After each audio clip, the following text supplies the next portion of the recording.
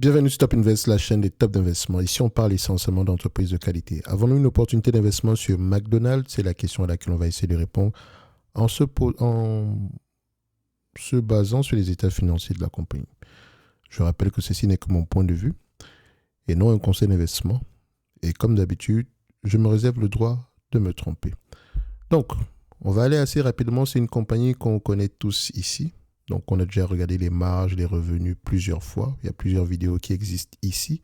Donc, on fait juste un tour d'horizon encore ici. Donc, on constate qu'on a une croissance des revenus, tant mieux. Mais je dis toujours une chose, et je vais peut-être m'arrêter là quelques secondes.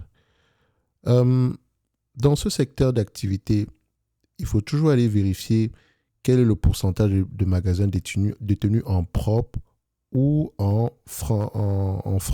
franchisé. D'accord? C'est important. Parce que quand on regarde la baisse des revenus ici de McDonald's sur cette période, ça ne veut pas forcément dire qu'elle a perdu des revenus. Parce que je pense que je l'avais déjà expliqué dans une vidéo. Vous allez voir que les marges augmentent.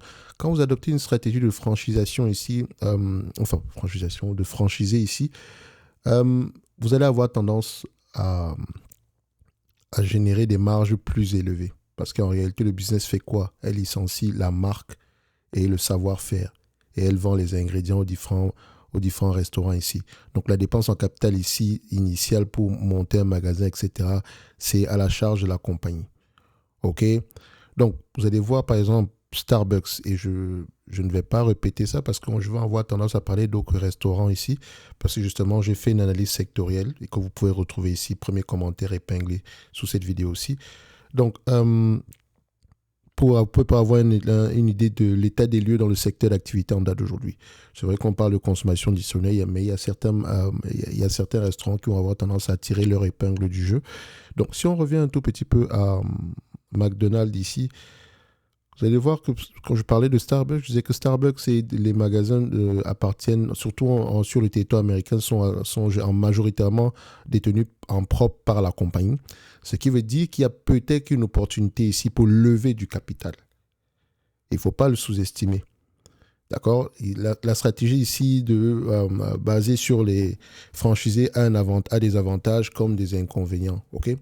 Donc, quand on regarde les revenus de McDonald's, il n'y a pas de revenus ont baissé. Non. Il faut comprendre non seulement pourquoi est-ce qu'ils ont baissé, mais moi, je pense qu'ils ont vendu une grande partie des magasins en propre ici, ou bien ils ont cédé ça à certains franchisés. Donc, ceci ne nous étonne pas.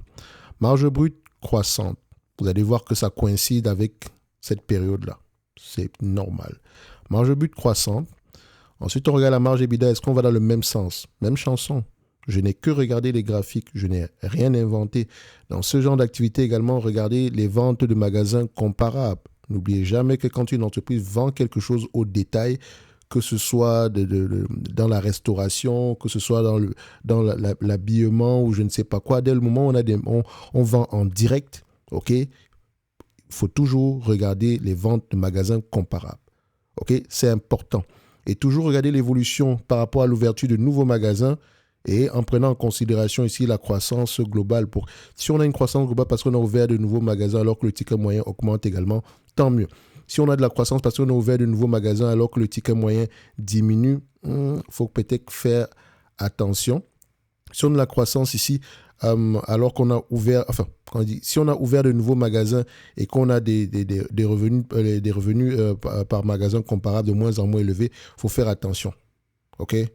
Donc, toujours remettre les choses dans leur contexte parce que ce qu'on fait ici, c'est une analyse de surface et le plus important, c'est le questionnement parce que c'est grâce à ça que vous allez pouvoir investir avec conviction. On n'investit pas avec conviction en se basant uniquement sur des chiffres, ok? C'est sûr qu'on s'adosse sur des chiffres, mais après avoir fait une vraie analyse fondamentale, donc une analyse de fond, on se questionne par rapport au business, on se questionne par rapport à l'industrie, on se questionne par rapport aux tendances actuelles dans ce secteur d'activité-là, ok? C'est tout un travail de fond. Et comme je dis toujours ici, pour tous ceux qui sont sérieux dans leur processus ici d'analyse fondamentale ou bien de stock picking, le lien également en premier commentaire épinglé, il y en a 2, d'accord, pourrait vous intéresser, c'est écrit à côté l'accélérateur. Donc, je vous laisse aller voir ça. Maintenant, pour terminer, on a vu que les marges EBITDA étaient croissantes. Les marges nettes les bénéfices nets et les free cash flow, est-ce qu'ils parlent le même langage? On voit ici qu'ils parlent le même langage. Ok. Une entreprise qui n'a pas de free cash flow, faites attention. Sauf si c'est une compagnie en pleine croissance, donc si elle s'autofinance, c'est également un plus. Ok. Donc, on sait que net income et free cash flow vont dans le même sens. Donc, on regarde également la dette nette sur EBITDA. On peut repérer la dette nette ici en moins de 5 ans. Oui, 3.3 avec l'EBITDA. Avec l'EBITDA, attention, je rappelle souvent ici qu'on repaye la dette ici avec les free cash flow. Et donc, quand on compare ici par rapport à la dette nette globale, en prenant en considération les free cash flow, on a à peu près quelque chose en tout d'une cinquantaine de milliards. Vous allez dire, oh, c'est trop. Mais en fait, elle dégage à peu près de 7 milliards par là. Et si on regarde sur les 12 derniers mois ici, on a quelque chose, oui, près de 7 milliards. Donc, on peut repayer la dette nette ici avec les free cash flow en moins de 10 ans. Donc, c'est assez correct. Et encore, il faut regarder si la dette est bien échelonnée dans le temps. D'accord? Quels sont les covenants sur cette dette-là? Donc, il suffit juste pas de dire que, oh non, la dette est trop élevée. Non, non, non, non, non, non, non. Il y a des éléments à aller regarder en supplément derrière. OK? Donc, une entreprise peut avoir une dette nette de 100 milliards, mais si ce 100 milliards est dû dans 200 ans, ici avec des taux d'intérêt de 0%, ce n'est pas la même chose qu'une entreprise qui a une dette nette de 10 milliards qui est due l'année prochaine avec des taux d'intérêt peut-être de 20%. Vous voyez? Il faut faire attention. Donc, on continue. Je ne parle même pas des covenants ici. Donc, les obligations, donc les éléments que vous devez respecter pour que la dette ne soit pas exigible immédiatement. Donc, je n'ai même pas mentionné cela. Tout est correct ici pour moi. Est-ce que c'est étonnant? Non. Net income ici sont de moins... excusez-moi. Le nombre d'actions est de moins en moins élevé. Rachète massivement ses actions. Le retour sur le capital investi ici est assez intéressant également. On a quelque chose supérieur à 10%. On est même aux alentours de 17% sur les dernières années. Et actuellement, on a même du 21%. Bref, c'est parfait dans le meilleur des mondes. Est-ce que c'est un business prévisible? Nous avons un business ici qui est prévisible, tout simplement parce que les analystes ont tendance à faire de bonnes prévisions. Sur une période de 2 ans, 75% du temps, ils ont raison. Et attention, vu que ces 75% du temps, on va vérifier sur les dernières années, quand est-ce qu'ils se sont trompés? Est-ce que c'était pendant la pandémie uniquement? On peut voir que 2014-2015, il y a eu un changement ici. Toujours aller vérifier pourquoi. Est-ce que c'est à cette période-là que notre stratégie ici en termes de franchisation a commencé? Franchiser, je ne sais pas comment on dit ça, mais ce n'est pas plus grave que ça, les amis. Voilà, corrigez-moi si je m'exprime mal. Ok. Donc ici, oui, ça peut être dû à cette période-là. C'est une période où il y a un tout petit peu de bisbille, mais voilà, tout est revenu en ordre. Ce qui veut dire ici que nous avons un business assez prévisible. Combien de fois les bénéfices on va avoir tendance à payer pour une entreprise qui augmente ses free cash flow, qui augmente ses revenus, qui augmente ses marges? Il y a de fortes chances que le marché ait tendance à payer entre 20 et 25 fois les bénéfices. OK, pour ce business. En moyenne, c'est 20 fois les bénéfices. J'aime bien payer la moyenne, ne pas surpayer. Et pour moi, je fais toujours simple. Hein. Si c'est un business prévisible, on me demande de payer à peu près aujourd'hui 274 dollars.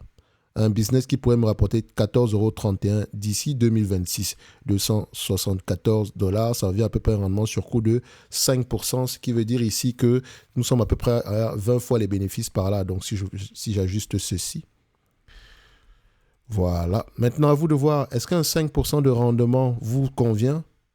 Pour moi, ici, ça, je prends même parce que ça fait 286 dollars. Si je prends en considération la dette, toujours important de prendre en considération la dette ici. Donc, on attend un tout petit peu, ça rame.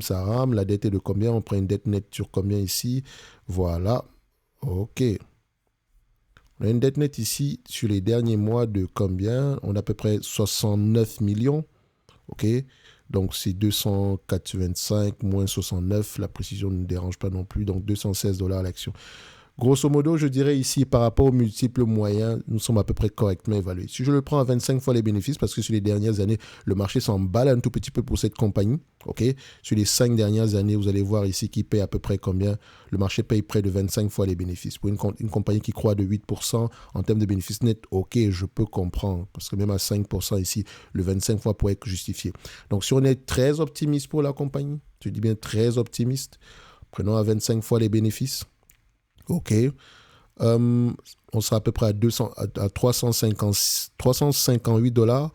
358 moins 69, ça donne à peu près aux alentours de 289 dollars. Donc, je dirais ici que l'entreprise est correctement évaluée selon mon date d'aujourd'hui. OK. Ce qui veut dire que si vous recevez un dividende de McDonald's, ça serait intéressant de racheter des actions avec ce dividende-là, de réinvestir ce dividende-là. OK. Donc, est-ce qu'on a besoin de dire ici que le dividende, il est safe? Vous constatez qu'on paye 2,44%, alors qu'il pourrait payer 4,40% ici. Et en 2026, ça pourrait même atteindre les 5%. Donc, ce dividende est safe, il y a de grandes chances qu'il continue à croître. OK? Ceci n'est que mon avis et non un conseil d'investissement. Je rappelle ici qu'on vient de faire une analyse de surface. Maintenant, il faut aller poser les bonnes questions en lisant les rapports financiers. Et si vous voulez en apprendre plus sur le secteur d'activité, vous avez les notes d'analyse sectorielle en commentaire épinglés. Et pour ceux qui veulent aller plus loin dans leur processus d'apprentissage du stock picking, vous avez également ici le lien épinglé en premier commentaire de cette vidéo. Et on se dit à bientôt. Merci.